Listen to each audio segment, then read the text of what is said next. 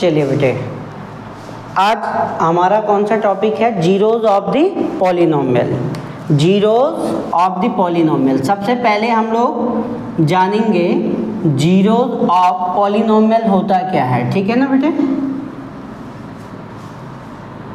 Polynomials, polynomials तो आपको समझ आ गया कि पॉलिनोमियल्स क्या होता है। अब हम जानेंगे जीरोज ऑफ द पॉलिनोमियल क्या होता है। जीरोज ऑफ द पॉलिनोमियल देखिए बेटे, कहीं पे मैंने लिखा हुआ है एक पॉलिनोमियल है px और px इक्वल टू लिखा हुआ है x माइनस 1, ठीक है? क्या है? x minus 1। अब हमको अगर बताना है कि जीरोज ऑफ द पॉलिनोमियल क्या है, सबसे पहली बात देखिए कि कैसा पॉलिनोमियल है ये, लीनियर या क्वाड्रेटिक या क्यूबिक, कैसा पॉलिनोमियल है? लीनियर पॉलिनोमियल है। लीनियर पॉलिनोमियल यानी x की जो पावर है वो 1 है, तो उसका मीनिंग क्या हो गया कि लीनियर पॉलिनोमियल। अब जीरोज कैसे हम लोग देखेंगे कि इसका जीरोज है क्या, तो जीरोज के लिए क्या करेंगे? जीरोज ऑफ px क्या होता है बेटे? जीरोज ऑफ px के लिए हम px इक्वल टू 0 लेके चलेंगे। क्या लेके चलेंगे? px equal to 0। जब px 0 है तो px के इक्वल में क्या है? x माइनस 1 इक्वल टू 0, तो x इक्वल टू क्या आ गया? 1।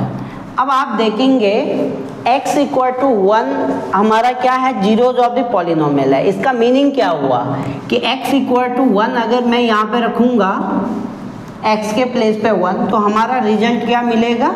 0। देखो 1 रखा, 1 माइनस 1 क्या हो गया बेटे? 0।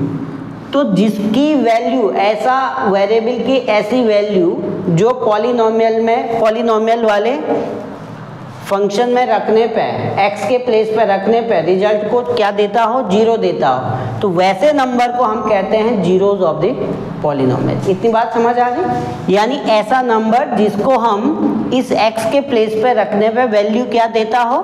0, उसको हम कहते हैं जीरोज ऑफ द पॉलिनोमियल, ठीक है? इसके बिहाफ पे आपकी एक्सरसाइज 2.2 है। कौन सी है बेटे? एक्सरसाइज 2.2। बहुत आसान है, इसको नोट करने की रिक्वायरमेंट तो नहीं है? नहीं रिक्वायरमेंट है नोट करने की, नोट कर दीजिए थोड़ा सा।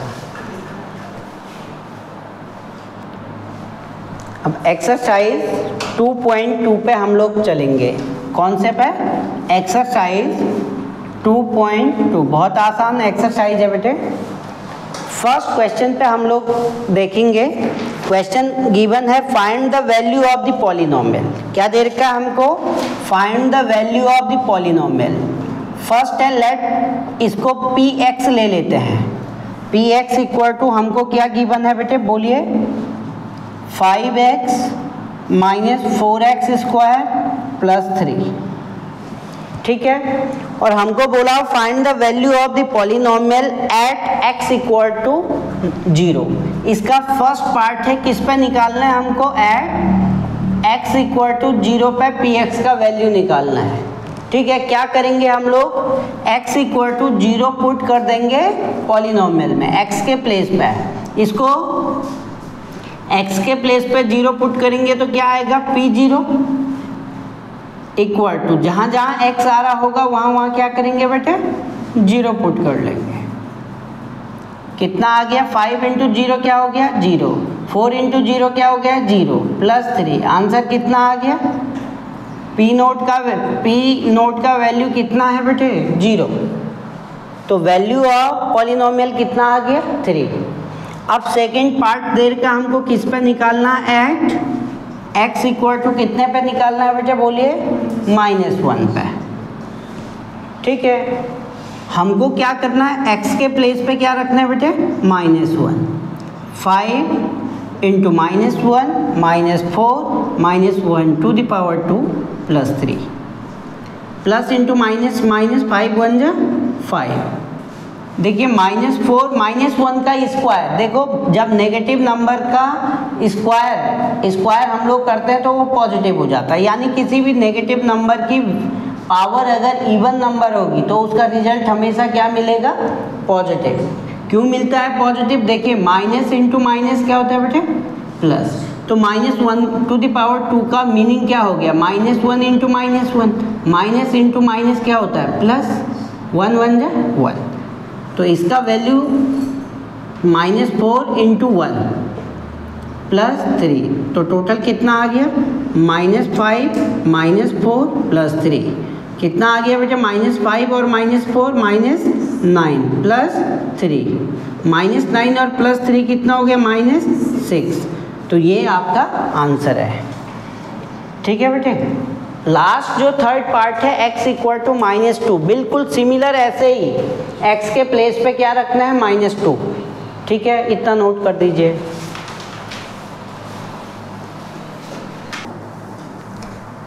क्वेश्चन नंबर 2 पे आ जाइएगा। फाइंड पी नोट यानी P0 का value, P1 P2 for each of the following polynomials. अभी तक आपने P0 अलग अलग निकाला था ना, अब ये कह रहा है आपके पास सेकंड के हैं 4 पार्ट, 4 पार्ट हैं और प्रत्येक क्वेश्चन के P नोट वैल्यू निकालनी है, P1 निकालना, P2 निकालना है। तो देखिए मैं इनमें से कौन सा बताऊं बेटे, बहुत आसान है। सेकंड फर्स्ट पार्ट आपको गिवन है बेटे पी वाई, क्या गिवन है, पी वाई इक्वल टू क्या गिवन है, y² माइनस वाई प्लस 1। और आपको बोला हुआ कि पी नोट भी निकालिए, P1 भी निकालिए, P2 भी निकालिए। सबसे पहले पी नोट कैसे निकलेगा, डायरेक्ट रख देता हूँ, y के प्लेस पे 0, 0² माइनस 0 प्लस 1 कितना हो गया बेटे 1। पी नोट का वैल्यू कितना आ गया, नाउ y इक्वल टू 1 रखने पे P1 का वैल्यू कितना आ गया, 1² माइनस 1 प्लस 1। आप देख 1² 1 minus 1 plus 1, 1 minus 1 0 plus 1 0। P1 का वैल्यू कितना आ गया, 1। कितना आ गया बेटे P1 का वैल्यू।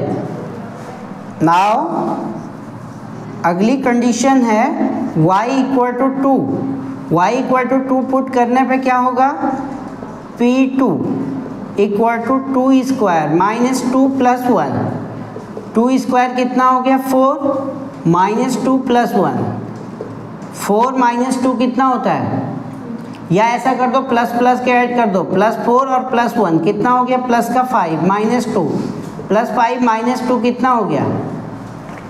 सिमिलरली ऐसे ही आपको सेकंड पार्ट इसका क्या गिवन है बेटे बोलिए, सेकंड पार्ट है